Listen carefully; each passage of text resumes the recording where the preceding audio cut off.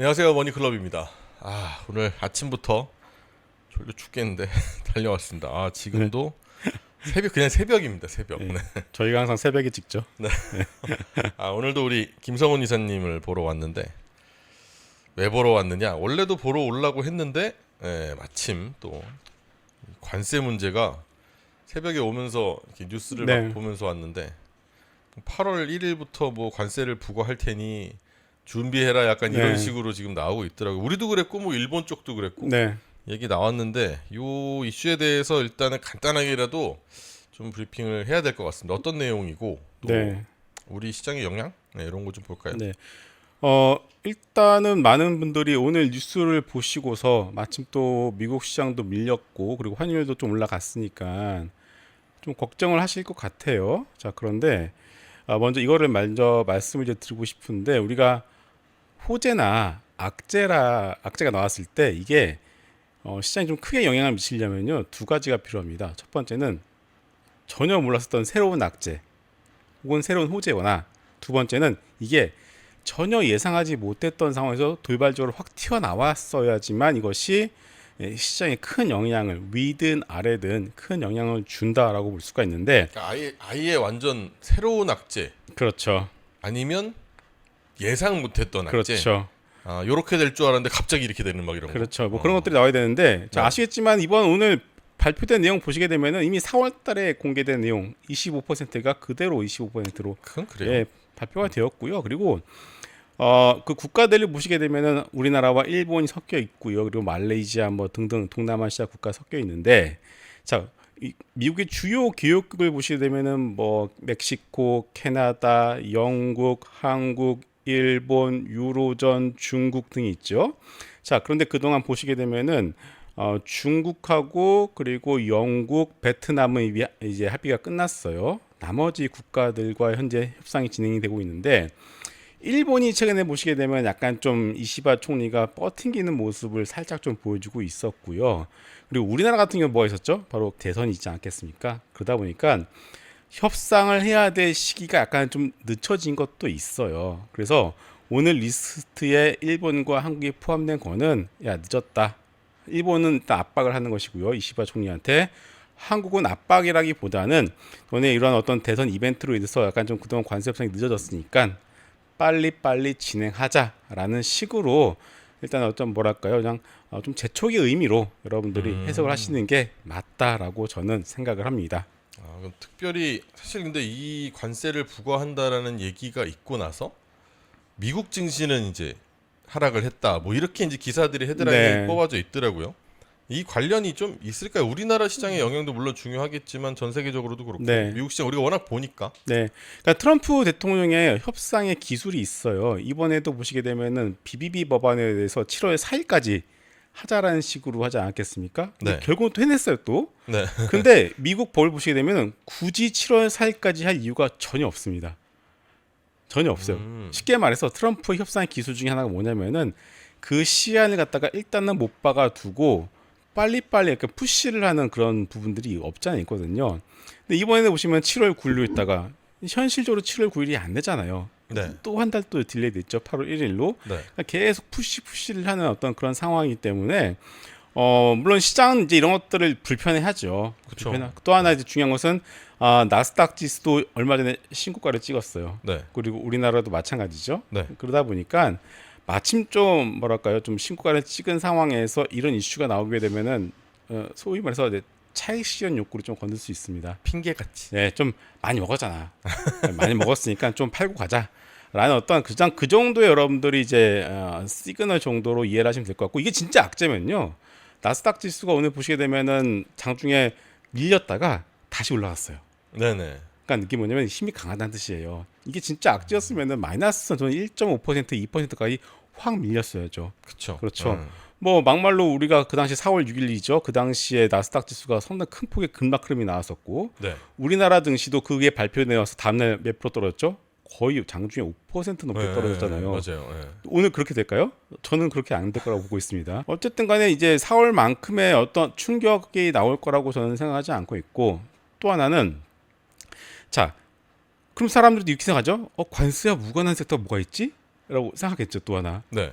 그러면 여러분들 4월달 그 관세 이슈가 나와서 2달 동안 어떤 섹터가 가장 많이 올라갔죠? 조선, 방산, 원전, 일부 바이오 종목도 아니겠습니까? 네. 공통점은 관세와 무관한 섹터.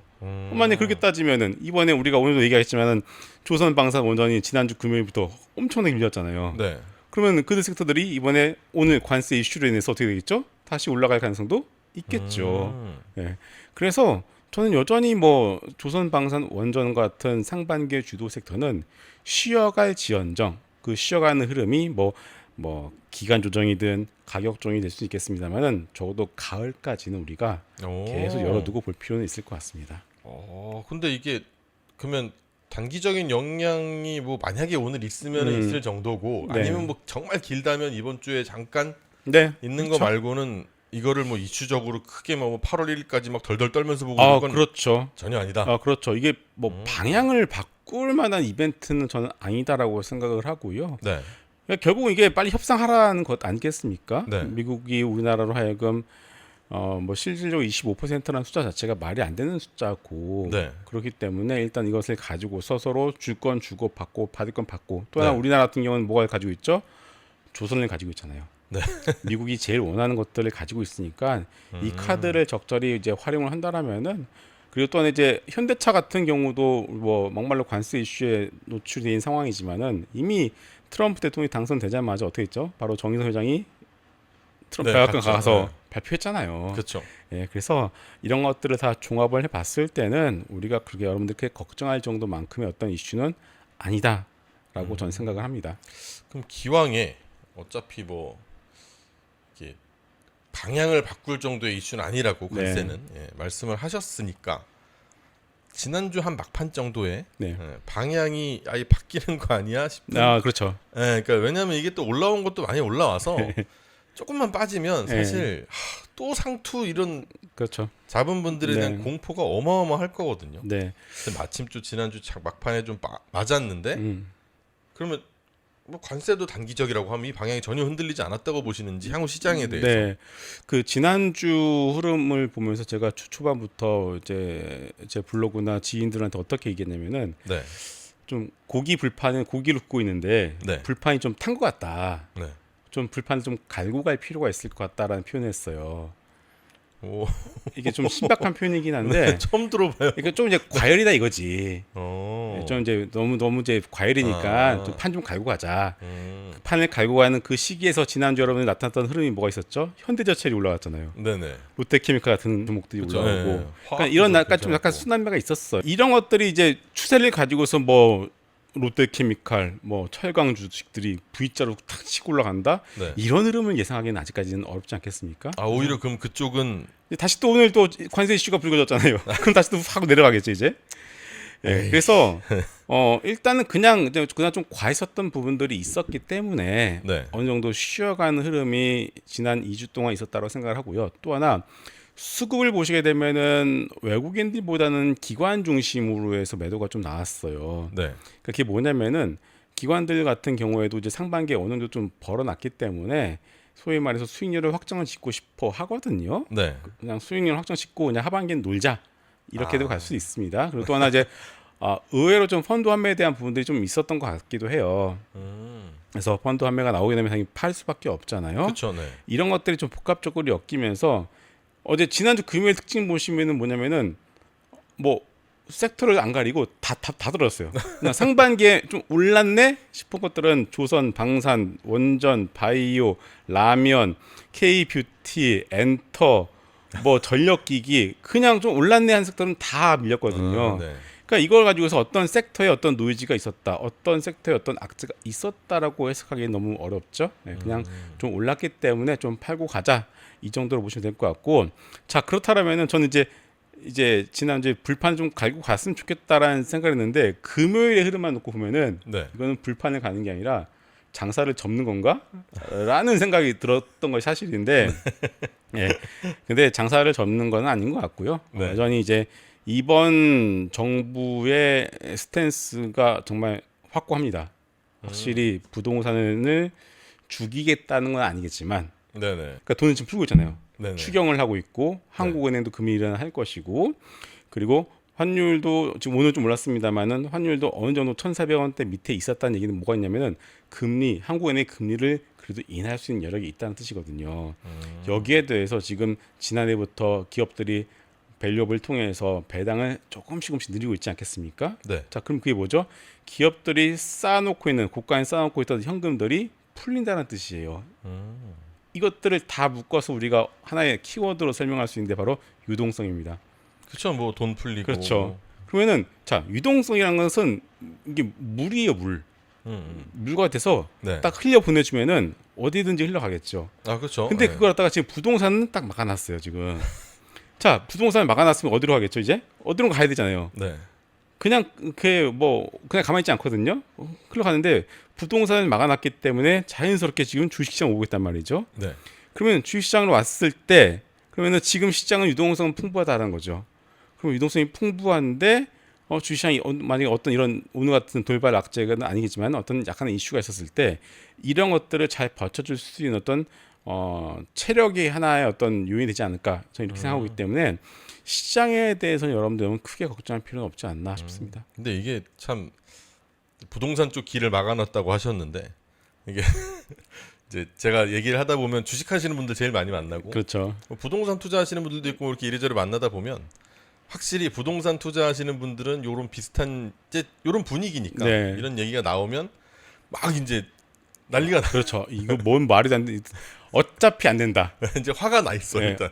그리고 또 어차피 문재인 정부 시대 때도 했으나 실패했다. 결국은 간다라고 생각을 하시는데 근데 저는 이번에는 아닐 것 같아요. 왜냐면은 네. 지금 글로벌리 봤을 때 금융 자산과 네. 부동산 자산의 비중이라는 게 있잖아요. 네. 근데 선진국도 뭐 일본도 포함해서 전반적으로 다 금융 자산의 비중이 높잖아요. 네, 그렇죠. 근데 우리나라는 반대가 되잖아요. 아, 그죠. 네. 이게 왜 중요하냐면은 자 돈이라는 거는 이게 하나의 투자의 재원이 될 수 있겠죠. 네. 그러면 돈이라는 것이 기업들한테 흘러가서 네. 그것이 하나의 투자의 재원으로 활용이 되면은 부가 더 이상의 부를 계속 창출하는 그런 선순환이 되잖아요. 그렇죠. 근데 이게 부동산으로 가버리면은 네. 부동산은 더 이상의 부를 창출하는 게 없잖아요. 이게 부가가치. 그렇죠. 이게 뭐 커지는 게 아니니까. 그렇죠. 네. 예. 더 이상의 부가가치를 만들어내는 게 없다 보니까 네. 우리나라의 성장률이 막히는 하나의 이유 중에 하나가 그것도 있는 거예요. 그러니까 그런 관점에서 놓고 본다라면은 우리가 당연히 집을 가지신 분들이라면은 계속 올라가길 바라겠지만은 좀 더 어떻게 좀 더 큰 의미에서 본다라면은 기업들로 그 돈이 흘러가는 것이 네. 우리나라의 어떤 더 높은 발전을 위해서는 필요하지 않나 싶습니다. 근데 이 얘기 오래 하면 욕 먹어요. 아 그렇죠. 다른 얘기 하자면 네. 이제 어쨌든간 시장 막판 지난주 막판에 조금 안 좋았던 건 사실인데 그 중에 말씀하셨다시피 기존에 올랐던 애들 뭐 네. 이거 저거 다 얘기해 주신 것 중에서 특히 이제 조방원이 밀리면 우리 개인 투자자분들은 남들보단 사실 늦게 왔단 말이죠. 네, 그렇죠. 네, 늦게 왔는데 특히 뭐 예전에 뭐 차화정이란 말도 있었고 뭐 이런 말들이 있지만 이 닉네임이 붙은 애들은 떨어질 땐 또 같이 그냥 우르르 없어지는 경우가 있어요. 뭐 누가 펀더멘털이 어떻고 업종이 그렇죠. 완전 세상 다른 업종인데도 같이 우르르 무너질까봐 이제 걱정들을 하시거든요. 근데 이들 중에서 딱 조방원 3개 중에서 꾸준히 장기 투자 가능하다고 생각하시는 업종이 없으시면 없으시다고 말씀드려도 좋습니다라고 말씀드리려고 했는데 아닌 것 같아서. 네, 그럼요. 일단은 조선 같은 경우는 이번 네. 트럼프 행정부가 LNG 수출에 대한 진심 아니겠습니까? 그쵸. 알래스카도 네, 개발하고 있고 네. 그러면 LNG를 수출을 할 때 뭐 그냥 수출하나요? 배를 만들어야 되잖아요. 그렇죠. 아직 이거에 대한 발주가 시작도 안 됐어요. 이게 시작이 안 됐어요. 네. 사실은. 시작도 안 됐고 설사 그것을 제외하더라도 네. 이미 조선사들이 과거에 좀 비싸게 받아놨던 수주를 했었던 것들이 겨우 지난 분기부터 실적으로 조금씩 반영이 되기 시작했어요. 네네네. 즉 실적주로서도 아직까지 이 사이클이 끝났다라고 보기도 애매합니다. 그렇다면은 결국은 전 조선의 가장 큰 악재는 중국과 미국이 화해를 해서 미국이 중국에다가 발주를 주면 끝이거든요. 아 그렇죠. 네. 진짜 딱 그것만 생각하시면 됩니다. 그런 흐름이 나온다. 그러면은 조선은 다 올 매도해야 되죠. 근데 지금 당장 그럴까요? 저는 그건 아니라고 생각하고 있고요. 사실은 뭐 선택지가 없죠. 없죠. 네, 예. 트럼프로서는. 없습니다 지금. 예. 그리고 또 하나는 네. 그래서 조선은 저는 여전히 여러분들 계속 오늘의 이번 조정을 이용해서 없으신 분들이 땡큐 하고서 서서히 모아가야 되는 그런 시점이다라고 생각을 하고요. 방산도 마찬가지죠. 방산 같은 경우에도 이번에 구조적으로 방산도 성장할 수 있는 그런 발판이 된 이유가 뭐냐면은 유로존이 GDP의 5%를 하기로 합의를 했잖아요. 네네네. 이미 거기서 끝난 거예요. 예산이 확보가 되었고 네. 전방이 열렸어요. 돈이 도는데. 그렇죠. 네. 이미 그렇고 트럼프가 있는 한 네. 전 세계적으로 국지전은 계속 발생할 수밖에 없습니다. 왜냐하면 트럼프는 나는 개입 안 하겠다. 너희들 알아서 해라. 선언했잖아요. 그러니까 각 국가들이 자주 국방을 위해서는 어쩔 수 없이 가야 되는 수밖에 없는데 네. 물론 거기서 뭐 야 유로존이 유럽 내 방산업체를 쓰겠지. 우리나라 거 쓰겠냐라고 하겠지만은 이미 그동안 유로존 내 어떤 캐펙스 문제들이 계속 문제가 되고 있기 때문에 우리나라가 가지고 있는 가장 큰 장점이 뭐죠? 가성비. 같은 어떤 무기인데 같은 성능을 가진 무기인데 훨씬 싸잖아요. 대량 생산도 잘하고. 그렇죠. 네. 납기도 잘하고 네. 하다못해 우리 거 갖다 주잖아요. 네. 그러니까 그 정도의 어떤 납기와 어떤 가성비만 놓고 본다라면은 설사 뭐 유로존에서 뭐 우리 것만 쓰겠다라고 한들 네. 뭐 그거와 상관없이 중동, 동남아 쪽에서 수요는 충분히 있다라고 생각하고요. 또 하나 자 미국 방산과 우리나라 방산에 또 차이점이 있습니다. 네. 미국 방산은 소위 F-22 랩터로 대변되는 하이테크니클, 네. 그러니까 아주 최첨단 무기. 네. 근데 우리나라 방산의 특징이 뭐죠? 자주포, 탱크, 네. 그냥 구식 무기들이에요. 네네. 재래식 무기. 그러니까 우리나라 재래식 무기의 강점이 있기 때문에 미국과는 전혀 경쟁 상대가 되지 않고 있고. 그래서 우리나라만이 가지고 있는 독특한 포지션이 있고 그리고 가성비라는 무기가 있기 때문에 그런데 이미 GDP의 5%로 재산을 만들어놨고 전방은 열렸기 때문에 아직까지 우리나라 방산도 끝났다라고 보기에는 좀 이른 것 같습니다. 그러면 그래도 조선보단 못하지만 이 방산도 좀 더 봐야 되죠. 여전히 가능하다. 네. 원전도 그러면 원전은 시작도 안 했죠. 야, 제가 그럼 원전을 말씀드릴 때 제가 예를 들어드리는 종목이 있습니다. 바로 OCI 홀딩스인데요. 예.